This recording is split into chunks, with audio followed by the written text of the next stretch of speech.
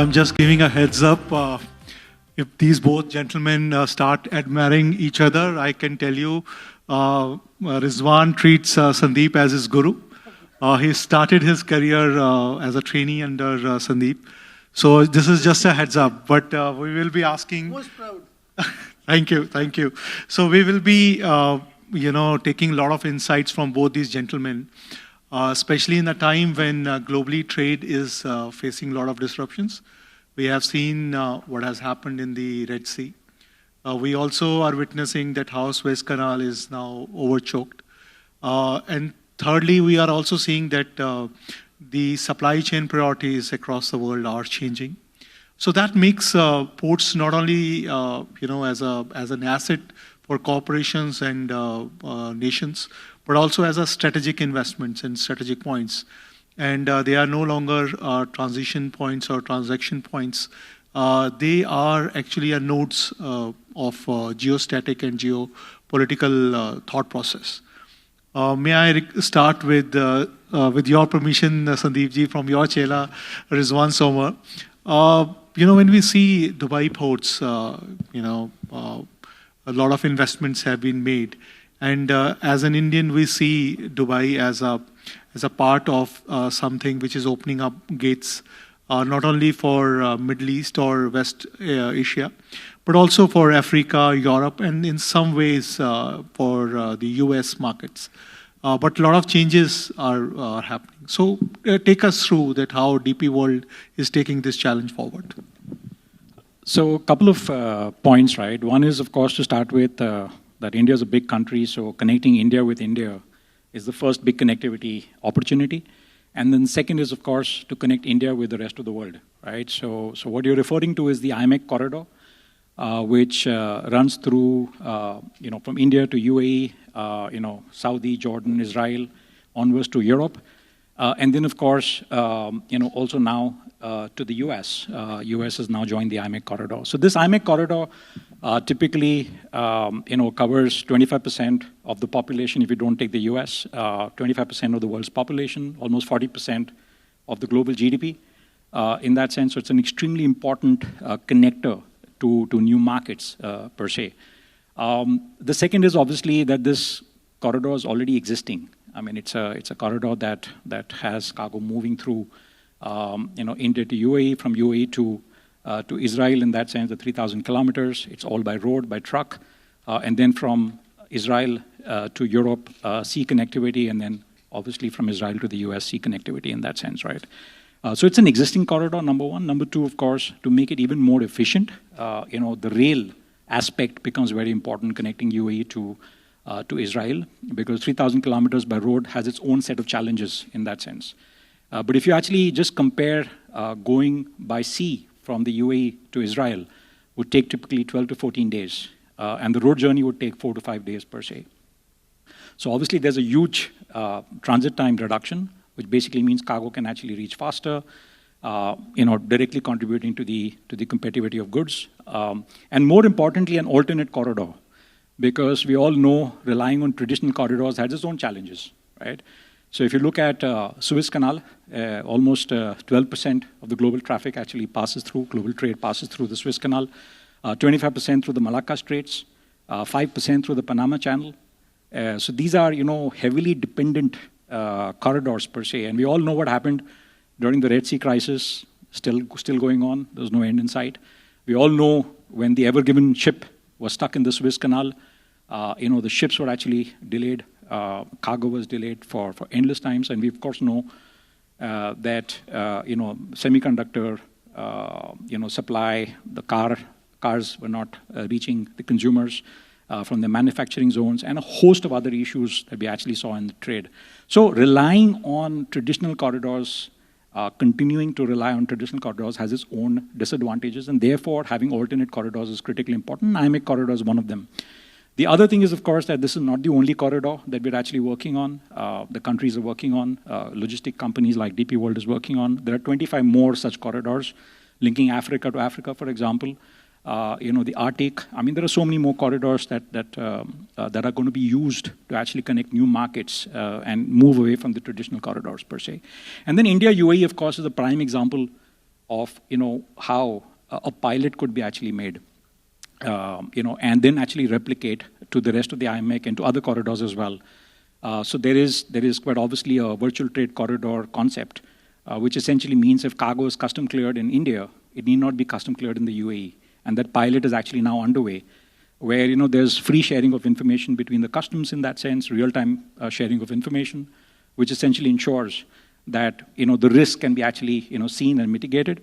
And this actually helps the ease of doing business. There are community systems, port community systems, logistics community systems that actually make information real-time available to different stakeholders in the whole supply chain gamut. So it's importers, exporters, transporters, shipping agents. They're all actually literally on the same page. And the Honorable Ambassador of India to UAE is out here, and he's championing this pilot. And this is really moving in the right direction. Captain Mehta, if I can come to you, you are seeing from India's perspective and Adani Port's perspective, the global map very regularly. Adani Port is spread across, various continents now. When we talk about India's trade, India's positioning in building their own corridors, Dubai plays a very pivotal role. You have a port in Haifa, which we all want to see that it becomes an alternative route to the Suez Canal thing. This is the only thing which is moving right now in the IMEC, the whole gambit of IMEC. Do you see things moving faster in the other parts of IMEC? Because I'm seeing Europe is very keen. They want to see an alternative to Suez Canal because of various reasons, which Mr. Somar has already touched upon. So how do you see this corridor moving? How do you see this taking shape in recent times? Thank you, Anilesh. I think Rizwan has very well explained the situation right now. This is a long-term project. It's an economic project. It is one where India is looking for alternate gateways, alternate routes, and definitely this land route will be taking some time. It is expensive, but it is alternate. It will create economic activity, it will create jobs, on this corridor you will find new development happening. I think in India's interest to have alternate routes for the future, for our supply chains. The world as you see today is very different from what it was 20 years ago. We have now protectionism come back, free trade is a subject which is getting debated. We have a Chinese economy which is weakening. We have India, which is the largest population. We have our own requirements of resources. We have our own requirements to follow the national agenda to bring and create wealth for the common man. I think you will find that the corridor will happen. As Rizwan also mentioned about how to make it work seamlessly, I think technology exists. There is going to be a lot of discussions that are actually being started already on how to standardize, how to harmonize, how to ensure that digitalization is made to be accepted. Don't have any bottlenecks because cargo must move and move freely. Also on this economic corridor, we are also looking at energy, and also we are looking at digital movement. So connection to Europe from India through the Middle East is, I think in the next 10 years, you will see a lot of activity has happened, especially in the intervening areas of Middle East, that is Jordan and Saudi Arabia. We believe this will bring peace and this will bring good amount of industrialization in this corridor. India and UAE, I moved as Adani Group's international office to Dubai 2 years ago. This is home for us now. It has excellent infrastructure. It has excellent connectivity. It has a traditional old relationship with India. I think Rizwan can confirm, means DP World's projects with Adani are successful. We have We have 14 ports in India. We have many ports outside India.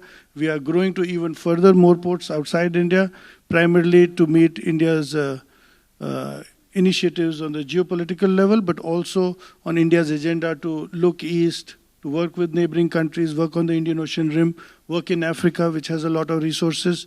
So I think for us, we will see multiple corridors develop. This one will be key to bring economic activity. Rizwan, if I can come to you and you help us in understanding, there was a wonderful agreement, trade agreement, which both nations culminated 3 years ago, CEPA. Now we are already talking about CEPA 2.0. From the port's perspective, tell us, what is the experience? Did you see the progress coming through the trade lines? So help us, giving your insights. Then I'll also go to your guru to have his perspective on CEPA as well. He's the guru now, and he's much more, into it. So the FTAs, CEPAs, they are actually, huge indicative, elements of trade to come, the growth in trade to come. So whenever we hear about an FTA or a CEPA being negotiated, we actually prepare for capacity ahead of time. So I think that's clearly one. And what we've seen with the India-UAE CEPA is a huge uptake in the growth of volumes, right? Similarly, there's a UAE-Israel CEPA in that sense, which is going to take trade from $3 billion to $10 billion almost, which is again going to fuel the IMEC corridor per se. And then, of course, UAE has also gone and signed quite a few FTAs, which India can actually take advantage of. India has actually signed a lot of FTAs. These are the days where bilateral trade is going to see a lot more growth. That doesn't mean multilateral is not going to happen, but bilateral, you see a lot more force and a lot more bilateral negotiations actually happening between various countries in that sense. So I think if there is a 35%, 40% value addition in the UAE, then Indian cargo can actually take advantage of also the CEPAs and the FTAs that UAE has actually signed with the multiple countries per se. So it's definitely a huge indicative element of cargo to come, and therefore to ensure that capacity is deployed ahead of the curve, so that we're not facing shortage of capacity when suddenly the cargo actually goes up. There's enough volatility going on right now among in global trade as such. So wherever we can actually plan for capacity, we as logistics companies, take that cue from these FTAs being negotiated. And Captain Mehta, what is your experience? How do you see that? I think UAE is very welcoming. The number of industries that are coming here from India, the joint development of economic zones, special parks, the availability of land here is critical, And in India, as you could hear from Praveerji just before, that there is a acute shortage of land. And here you can get land, you can do a lot of production over here, you can do a lot of development work over here, you can work between India and UAE, you can have preferred treatment of each other, you can have 100% ownership of your business here without any local partners requirement. Similarly, for UAE, you can do any major project in India and be at the same par as an Indian company. I think the next steps are, like I think Rizwan mentioned very well, is regarding how do you make it very seamless? How do you get the logistics seamless? How do you ensure that, there is a lot of continuity of transactions in terms of documents moving seamlessly, no cross-examination, no verifications required again. I think Dubai has led on that. And I think there are several other places in the IMEC corridor, whether it is Fujairah or it is Abu Dhabi or it is, even looking up further going into Saudi Arabia and into Haifa. They're all now preparing themselves for this seamless transition. And I think Saudi will join very soon to ensure that the cargo is not getting re-examined, the land route is not having any truck to be rehandled into a local truck in Jordan or to move via there to Europe. So we are also preparing, ensuring that the port of Haifa is geared up, is efficient, is productive, is able to have the biggest ships which are going to work in the Mediterranean, connect them to to ports into Europe, and then, of course, take it further into the northern continent. You know, he has touched upon a very, very relevant topic about standardization of processes. You know, if IMEC or any other corridor has to succeed, you know, standardization of processes, standardization of the way, you know, both or any other country, you know, treats the cargo, that has to be harmonized. And secondly, the way digitalization, and especially the digital twin of AI as well as blockchain, is disrupting the port business. You know, that requires a lot of harmonization. How do you think that, Rizwan, that this can be achieved? And especially, you know, in a multipolar world where every country is looking for their own trade and their own benefits, how can this harmonization be achieved? So I think it's through collaboration. It's already happening, and we see a lot of green shoots in terms of, you know, results per se, right? But as Sandeep mentioned, if you have to go from UAE to Israel, you're going through 4 different countries. I mean, touching 4 different countries, 3 different borders. And if every border you're actually going to wait for 10 hours, 15 hours, 16 hours, and actually go through a host of documentation. And if suppose the documentation is not complete, you actually wait for the documentation. Cargo is actually waiting. I mean, and there is a big variance between the planned shipment dates and the actual shipment dates. And that actually then prevents customers, you know, from using the corridor per se. So it's critically important that these are fixed before we actually start scaling up the corridor. So this is a good time to actually, you know, collaborate between these 4 countries and make sure that these border protocols are standardized as much as possible. And it's not difficult because you know, now you have global standards available. So I think that's clearly one. Second is that there are many global processes. For example, we are actually using the port community system here in Dubai for the last 20, 25 years, and it has actually improved over these many years, and we have actually sold it to so many other countries. There are many standards that can actually be just lifted and shifted as such. So I think that's clearly one. Second is, of course, if trucks have to actually, you know, interchange, and the same truck cannot be used across the 1,000 kilometers. It just adds to the delays of the border, adds to the complexities at the border. And then, of course, you know, there are other issues that may come up. I'm not talking about just these 4 countries, but other issues in terms of just interpretation of what cargo is allowed to move, not allowed to move. And there are a host of those, you know, complexities that need to be actually, you know, kind of foreseen and built into the processes so that you actually have outcomes that result in ease of doing business to the clients involved in that sense. And I think, so that's clearly one. Second is that cargo and information have to actually either travel together or information has to move first so that we don't have an issue where cargo has to wait for information and documentation. So I think speed of transaction is also extremely important. And that cannot actually be achieved without digitalization.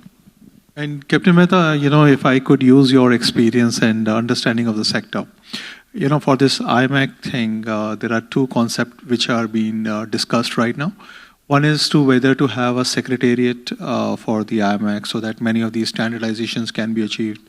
And second concept is that if, you know, the envoys can have, you know, regular conversations, and we have already seen that Italy has appointed Ambassador Kala, and then, you know, we already have a French envoy, and Greece is in process. India is very keen, America is keen, but we see that there are some issues between UAE and Saudis. What sort of concepts do you think, because, you know, why I am asking you this question is that it is being positioned as an alternative to BRI, not only as a physical corridor, but also as a concept where multiple countries have, you know, different stakes and they have equal partnerships. So what sort of future do you see, you know, and secondly, what sort of best proposition you see happening and taking this concept forward? I think the largest issue is trust and safety. So security and safety become key between the movement of the cargo. So there is an important requirement to understand the provenance of the cargo, where it was actually originating from. Is it a genuine exporter? Is it carrying the right goods? Is it got the right, you know, mechanics to load it properly, bring it across? Is it safe to carry? Does it follow that international protocol of carriage?